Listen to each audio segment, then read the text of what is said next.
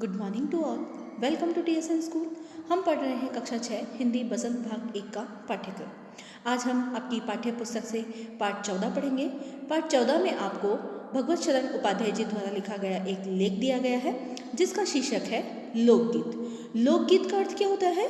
लोक मतलब लोगों द्वारा, गीत जो गीत गाए जाते हैं मतलब लोगों द्वारा अपने क्षेत्र विशेष के आधार पर, अपने क्षेत्र की बोली के आधार पर जो गीत गाए जाते हैं उन गीतों को हम लोकगीत कहते हैं। लोकगीत के आधार पर वे अपनी संस्कृति को, अपने मनोरंजन को और उत्सवों को और मनोरंजन बनाते हैं।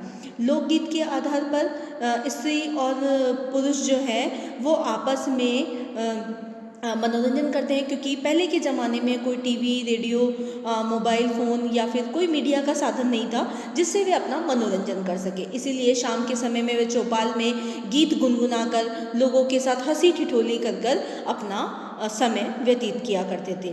इसी का सबसे प्रमुख जो मनोरंजन का साधन था वह लोकगीत था। वे अपनी बात को भी गा कर लोगों के सामने प्रस्तुत किया करते थे। जैसे आपने देखा होगा जो करतब दिखाने वाले नट जो होते हैं वह भी गीत गा गा कर जो राजा महाराजाओं की जो कहानियाँ हैं उसको सुनाते थे। ठीक है, तो शुरू करते हैं हमारा पाठ लोकगीत। लोकगीत अपनी लोच, ताजगी और लोकप्रियता में शास्त्रीय संगीत से भिन्न है। लोकगीत सीधे जनता के संगीत है। गांव, घर और नगर की जनता के गीत हैं ये। इनके लिए साधना की ज़रूरत नहीं होती। त्योहारों और विशेष अवसरों पर ये गाए जाते हैं। सदा से ये गाए जाते रहे हैं। कहाँ पर गाए जाते हैं ये?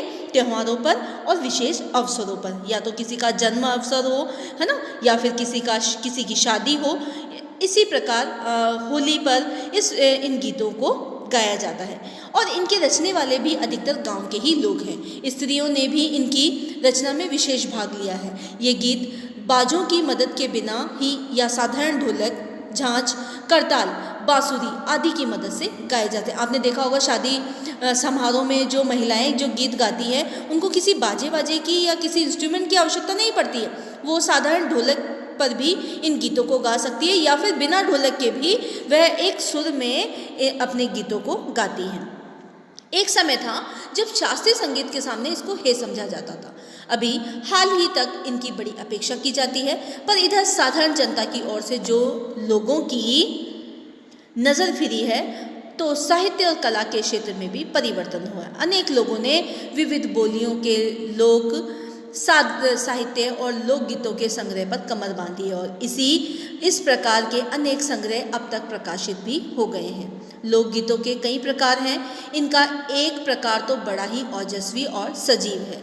यह इस देश के आदिवासियों का संगीत है। मध्य प्रदेश, दक्कन, छोटा नागपुर में गोंड खांड, औराव मुंडा, भील संथाल आदि फैले हुए थे। मतलब मध्य प्रदेश में ये जो जातियां हैं, इन जातियों के आधार पर ये लोग गीत गा गा कर अपनी गाथाएं बताते हैं। इसमें आज भी जीवन नियमों की जकड़ में न बंध ना सका और निर्द्वंद लहराता है। इनके गीत और नाच अधिकतर साथ साथ बड़े बड़े दलों में गाए और नाचे जाते हैं। ये लोग जो है ग्रुप में रहकर, है ना, बड़े बड़े दलों में रहकर इन गीतों को गाते हैं और लोगों का मनोरंजन करते हैं। 20-20, 30-30 आदमियों और औरतों के दल एक साथ एक दूसरे के जवाब में गाते हैं और दिशाएं गूंज उठती है। पहाड़ियों के अपने अपने गीत हैं। उनके अपने अपने भिन्न रूप होते हुए भी अशास्त्रीय होने के कारण उसमें अपनी एक समान भूमि है। गढ़वाल, किन्नौर, कांगड़ा आदि के अपने अपने गीत और उन्हें गाने की अपनी अपनी विधियां हैं। उनका अलग अलग नाम ही पहाड़ी पड़ गया है। वास्तविक लोकगीत देशों के गांवों और देहातों में है। इनका संबंध देहात की जनता से है। बड़ी जान होती है इसमें। चेता, कजरी, बारामासा, सावन आदि मिर्जापुर, बनारस और उत्तर प्रदेश के पूर्वी और बिहार के पश्चिमी जिलों में ये गाए जाते हैं। बाउल और भतियाली बंगाल के लोकगीत हैं। पंजाब में माहिया आदि इसी प्रकार के हैं। हीर रांझा, सोहिनी, महिवाल संबंधी गीत पंजाबी में और ढोला मारू आदि के गीत राजस्थानी में बड़े चाव से गाए जाते हैं। मतलब यहाँ पर बताया जा रहा है कि किस प्रकार से जो पंजाब में और राजस्थान में किस प्रकार से उनके क्षेत्र के आधार पर लोग उनके ही संबंध में गीत गाते थे। इन देहाती गीतों के रचयिता कोई कल्पना को इतना मान न देकर अपने गीतों के विषय रोजमर्रा के बहते जीवन से लेते हैं। मतलब इनके गीतों का जो जीवन है वो मतलब विषय जो है वो कौन सा है, रोजमर्रा की जो जिंदगी है, रोजमर्रा की जिंदगी में उनके साथ क्या व्यतीत हो रहा है, इन सभी बातों का उन्होंने अपने गीतों में उल्लेख किया है, जिससे वे सीधे मर्म को छू लेते हैं। जिसके साथ जैसी घटना घट रही है वह उन गीतों को अपने अनुसार उसे अनुसरण करता है।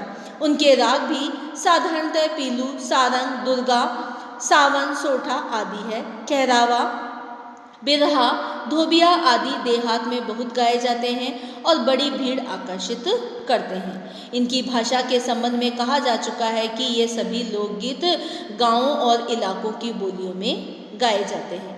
इसी कारण ये बड़े आहतकार और आनंददायक होते हैं। राग तो इन गीतों के आकर्षक होते ही हैं। इनकी समझी जा सकने वाली भाषा भी इनकी सफलता का कारण है, क्योंकि अपने क्षेत्र के आधार पर बोली जाती है। अपने क्षेत्र की जो बोली है उन्हीं बोली में ये गीत गाते हैं, तो क्षेत्र के लोग इन गीतों को आसानी से समझ लेते हैं और उन्हें जब उनको समझ में आ जाती है तभी वह इन गीतों को बड़े अपने अंदाज में उन्हें समझते हैं और उनका आनंद उठाते हैं।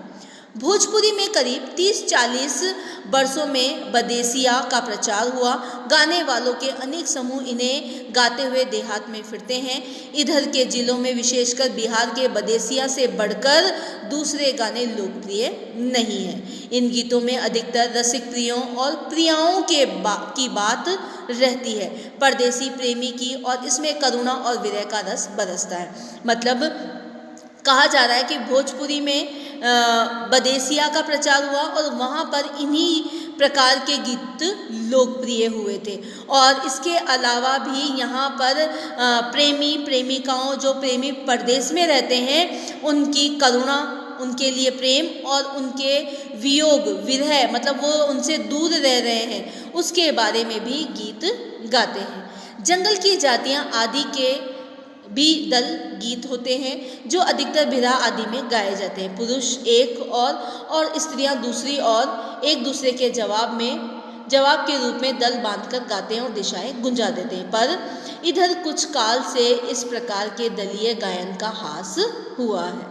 अब यहाँ पर जो है जंगल में भी लोग गीतों का गान करते हैं और इस प्रकार के गीत गाते हैं और इन गीतों के आधार पर ही लोगों को मतलब अपनी बात कहने का अवसर मिलता है। जैसे यहाँ पर कहा है कि बिहार में जो लोकगीत लोकप्रिय है उसमें प्रियाओं या प्रेमिकाओं के गीत भी रहते हैं और ऐसे प्रेमी जो विदेश में रहते हैं, परदेश में रहते हैं, उनके प्रति प्रेम, करुणा और उनके प्रति वियोग, मतलब वो उनसे दूर हैं, ऐसे प्रकार के गीतों का भी उल्लेख मिलता है। और लोग जो हैं, स्त्री पुरुष जो हैं, वो दल यानी ग्रुप में रह कर अलग अलग, स्त्रियों का अलग ग्रुप हो जाता है, पुरुषों का अलग ग्रुप हो जाता है और वह एक दूसरे के जवाब में इन गीतों को बांधते हैं, इन गीतों को गाते हैं और खूब आनंद महसूस करते हैं। और इस प्रकार के गीतों का अब प्रचलन बंद हो चुका है। अभी भी हम शौक से ग्रुप बनाकर अंताक्षरी खेलते हैं ना, वैसे ही पहले के जो लोग थे वो ग्रुप बनाकर अपने जीवन में घटने वाली घटनाओं को गीतों के माध्यम से बयान करते थे और इनको वह अपने क्षेत्र की भाषाओं के आधार पर ही गाते थे और अपने क्षेत्र की भाषा के आधार पर गाने से जो क्षेत्र के लोग थे उन्हें वह गीत आसानी से समझ में आ जाते थे और उन गीतों को सुनकर वे बड़ा आनंद महसूस करते। आपने देखा होगा शादी ब्याहों में जो स्त्रियां हैं वो किस प्रकार से हंसी मजाक करते हुए गीतों का गान करती हैं और आनंद उठाती हैं। धन्यवाद।